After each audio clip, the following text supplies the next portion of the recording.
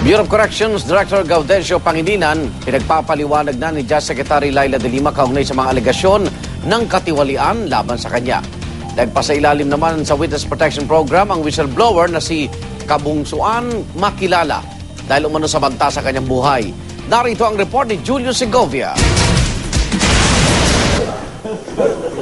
Paglabag sa RA 9184 o Government Procurement Act at graft and corruption ng mga reklamong isinampa ng whistleblower na si Kabungsuan Makilala laban kay Bureau of Corrections Director Gaudencio Pangilinan. Si Makilala ay dating nanungkulan sa Bids and Awards Committee ng NBP. Sa kanyang 3 pahinang reklamo, inisa-isa ni Makilala ang mga anomalyang kinasangkutan umano ni retired General Pangilinan.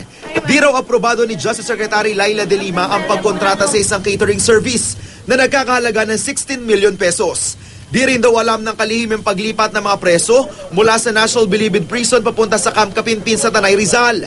Hinati-hati rin daw sa 4 na magkakaibang procurement ang 1.4 million peso renovation project ng admin building para di na dumaan sa public bidding. Nagputol din daw ng mga historical tree ng walang go signal ng DNR. Itinalaga rin daw ni Pangilinan si Romeo Fajardo bilang Assistant Director for Operations ng Bucor na dapat ay si Pangulong Aquino lang ang gumagawa. Kasunod ng paglantad, nangangamba si Makilala ngayon sa kanyang kaligtasan. Kaya nagpasailalim siya sa Witness Protection Program ng DOJ. Hindi ko alam kung siya yun o ano. Pero ano po yung natatanggap ninyong threat? Mag-ingat-ingat lang po, that could be considered as already threat mismo. Ibang attitude niya it's very intimidating person and this intolerable po.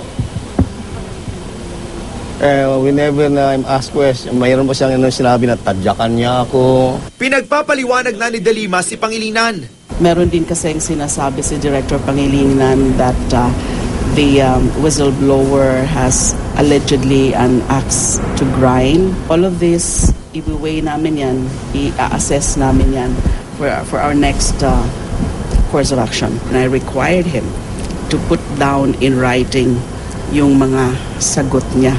Nakapagsumite na raw ng initial report si Pangilinan kay De Lima. Hinihintay lang daw niya ang kopya ng formal complaint para isa-isa niya raw masagot ang mga akusasyon.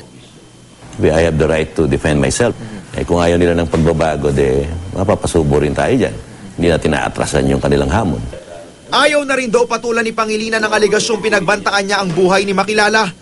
Si Pangilinan ang ipinalit ni Pangulong Aquino kay Ernesto Jokno matapos ang sinasabing paglabas-masok noon ng murder convict na si dating Batangas Governor Antonio Leviste sa NBP compound. Pagtitiyak ng NBP, wala ng VIP treatment ngayon sa Bilibid. Taliwas daw ito sa ulat na umani labas-masok pa rin daw sa selda si Rolito Go na nakulong noon sa pagbaril sa isang college student na nakaalitan sa trapiko. Living out siya because of old age, because of he's got cancer. Yun naman ay verified. Yung mga allegation na yan, yung mga nangyari na nagdaang panahon, no? At yan ay talagang tinigil namin, no? Na mula na magkaroon nga rito ng congressional inquiry. Pinabulaanan din ng NBP ang mga ulat na umani laganap ang prostitusyon sa loob ng compound. Burado na rin daw ang droga sa Bilibid. Para sa unang balita, Julio Segovia reporting.